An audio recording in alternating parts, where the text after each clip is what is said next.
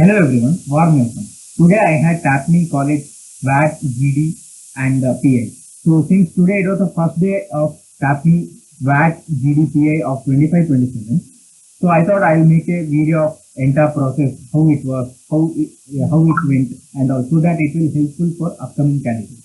So today I had TAPMI WAT-GD-PI in their own campus at Manipal. So my reporting time was 9:30 a.m. but I reached the campus at 9:25 a.m. and they told us to bring the CAT marks card and their application. So we submitted these two in the reception. Then they took us to document verification. So in document verification, they asked about my 10th marks card, 12th marks card, graduation marks card, basically all the marks cards. Then they told it's fine. Then about work experience, they told that it is not needed now, but in case if interviewer asks in the panel, you should show that. After that, like they took us to group discussion room. So VAT and group discussion topic were same. I got to know once I entered the group discussion room. It may be same for upcoming candidates or they may just change. So first, my topic was should social media platforms should be held for reporting and spreading fake news. Basically, it is like should social media platforms should be kept on hold for reporting and spreading fake news. So after giving that topic, they gave us 2 minutes to think about the topic, and they allowed us to write in a rough sheet for 1 minute about the key points related to the topic. So after that, they told that VAT will be for 10 minutes and there is no word limit. So they told us to write the VAT. Then in the last minute, like end of the 9th minute, when just 1 minute was remaining, they warned us and reminded us that only 1 minute is pending. At that time, I just wrote the conclusion at the end because only 1 minute was pending. So after that, they took our paper but they allowed us to keep the rough sheet which they give initially, so that we can talk about the key points which we wrote in that rough sheet in the GD. Sorry. So it was helpful because I wrote some of the key points so that I can directly speak those points in the GD.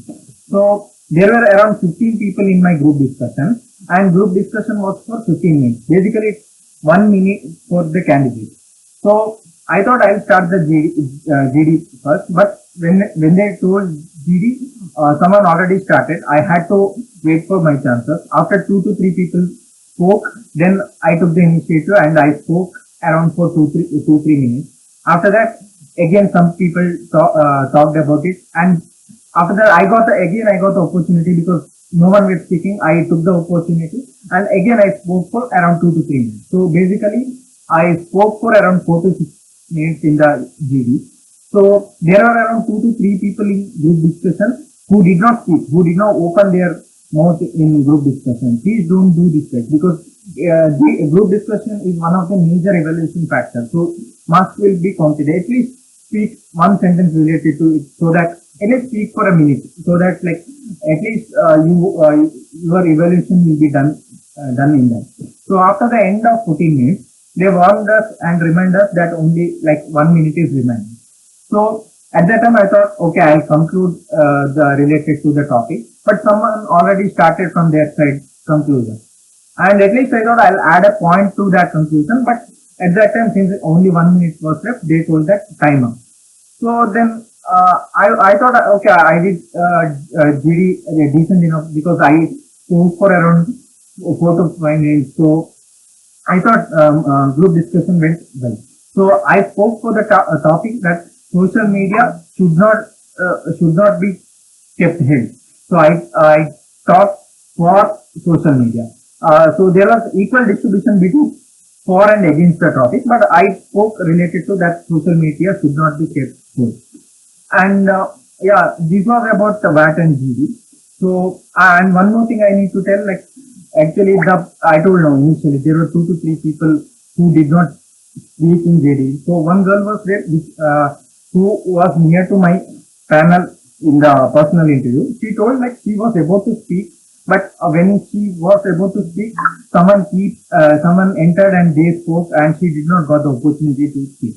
So I'm not saying that, I'm suggesting you that like if you were ready to speak, just go ahead. Like don't wait for any other person to come. In that case, like because you won't get the opportunity to speak related to it. So if you start, just go ahead. But in case someone other started, please don't like you also start and both. It's like both are talking, because if the other person started first, please allow them to complete their sentence, so that it won't get bad impression on you by the panel. So if you started first, than the other person, just go ahead, because otherwise you won't get the opportunity to talk. So this was about around about VAT and GD. So I think it went decent enough. Like since I spoke around 4 to 5 minutes, I feel that it was went like decent enough. So after that, after completion of VAT and GD, they took us to personal interview. So I was waiting near the panel. Then once the panelist called me, the first question was as expected: introduce yourself. So I introduced myself with full details, like about work experience. I had did one course also. I explained about that, and I explained about my interest field, and after that, what my hobbies and all.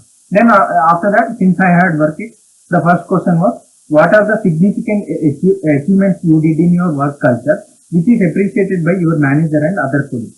So I gave my answer related to that, which I did my significant achievement in working. And after that, how was your work function? How were you handling it?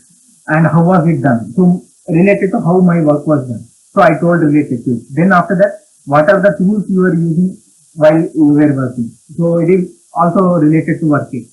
Then they were like, since I was working in statistics, which is data related thing. Then they were like, you are working in towards data related. So I had applied for MBA, general core MBA, and MBA in AIDS and MBA in HRM. So they were like, since you are working towards data field, MBA in AIDS is fine, but why you want to do core MBA? I told them that I need to learn business accept so that to work on business side of a data. For example, in my work, I was writing stats review and stats review articles. So to work on business aspects of it, like make a revenue out of it with clients and all, and also I told them at least I can learn the basics of finance and marketing and other concepts. At least if not in depth, at least basics of it. Since I was working on data related things, so finance will be always helpful in data. So they were like, okay, fine. They were like, fine. Then after that, they asked, since I mentioned marketing, they asked, will marketing will be helpful in your company? I told, yes, it will definitely helpful in my company. And I also gave the example. For example, when I joined initially my company, I was working towards one of the clients. So at that time, the reach was very good. But for unfortunate some reasons, we had to end up with that client. So we got up with different clients, and I gave the example of the client. So now reach is actually low compared. Reach is very less compared to that previous client. So I told them that so with the help of marketing, we can get the same reach or better reach than previous with the help of marketing. So marketing is very helpful in any company. So they were like, okay, fine. So MBA in AIDS is fine. MBA in core general MBA is fine. But why you want to do MBA in HRM? Fortunately, I worked as a recruiter in one of the companies. So I told, since I had worked as a recruiter, I know recruiting is not a completely HR, but recruiting is one of the main key parts of HR and one of the key aspects of HR. So I feel like I'll be good fit for it. So they were like, it means like HR is your backup. So actually, for a fact, it was my backup, but I heard from outside like, you should not say, yeah, it is my backup into you. You should not say like that. I heard from somewhere outside. So I told them, it is not like a backup. Since I worked as a recruiter, I feel I will be a good fit for HRM. So I applied for it. So if you ask my preference, it will be a core general and AID. So they were like, okay. So they were like asking the question about my other work experience as a recruiter, I mentioned, right? So they were like, which candidates, which clients you were facing as a difficult client, and why reason. So I had my reasons. I told which was my difficult clients to handle and why. Then after that they were like, you are recruiting with the candidates, right? Right. So which candidates you have faced the very difficulty. So and reason for that. So about that also I gave the example and I concluded the answer. So after that they came back again about the same recent job experience which I told earlier about statistics. So they were like, how are you analyzing and what are the resources you were depending on and what are the key things which you built or created in your recent work experience. I gave them a decent answer. Then after that, like how AI can be used in cricket. Since I was working as a statistics in one of the cricket company, and I during my hobbies, I also mentioned about cricket. They asked this question, see that like so how AI can be used in cricket, and one more question, how AI will better the cricket field. So I gave the answer which I had. I had some answer. I gave them. Then last thing they asked, since you have applied for AIDS, do you know what PM Modi said in AI Summit, which concluded recently 2 to 3 days ago? Actually, I wasn't knowing what he told because I did not prepare for it. So honestly, I don't know, sir. Then they were like, okay, at least you know where it was held. Luckily, I know it was where it was held. I told them it was held in France. So they told, okay, fine. Yeah, Paris, France, it was held. So then they told that, yeah, that's it from our side. Do you have any questions? So I did not concluded my interview there. I told that I concluded with it like it was a great experience. I learned a lot from this interview, and I hope it will be helpful for me. And I know that I need to improve in some of the things. But I feel that this interview will give me a lot of confidence and like a lot of learning. So it will be helpful for improve where I am lacking. And after that, I asked, sir, when I can expect the result of this interview.